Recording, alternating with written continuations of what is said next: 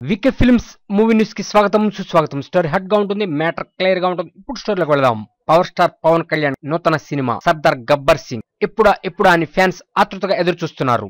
ఈ cinema Sankranti confirm అని అనుకుంటున్నారు. కానీ పవర్ స్టార్ పవన్ కళ్యాణ్ ఈ సినిమా డేట్ ని ఫిక్స్ చేసినట్లు కొన్ని వార్తలు తెలుస్తున్నాయి. 2016 ఏప్రిల్ 8వ తేదీ ఈ సినిమా రిలీజ్ అవుతుందని ఒక టాక్ బయటికి వచ్చింది. మరి ఈ న్యూస్ ప్రకారం ఎండాకాలం స్టార్టింగే పవర్ స్టార్ పవన్ కళ్యాణ్ మేనియాతో స్టార్ట్ అవుతుంది అన్నది అర్థమైపోయింది. ఎండాకాలంలో ఎటువంటి పోటీ లేకుండా చూసుకుంటూ జాగ్రత్తగా ఈ సర్దార్ గబ్బర్ సింగ్ డేట్ ని డిసైడ్ చేసినట్లు కూడా వార్తలు వస్తున్నాయి. ఇక పవన్ కళ్యాణ్ డిసైడ్ చేసిన డేట్ ఏమిటంటే వచ్చే సంవత్సరం ఏప్రిల్ 8వ తేదీ 2016 అంటున్నారు. మరి ఇక సంక్రాంతి రేసు నుంచి పవన్ కళ్యాణ్ తప్పుకున్నట్లే. కారణం, అనేక సినిమాలు సంక్రాంతికి రిలీజ్ అవుతాయి.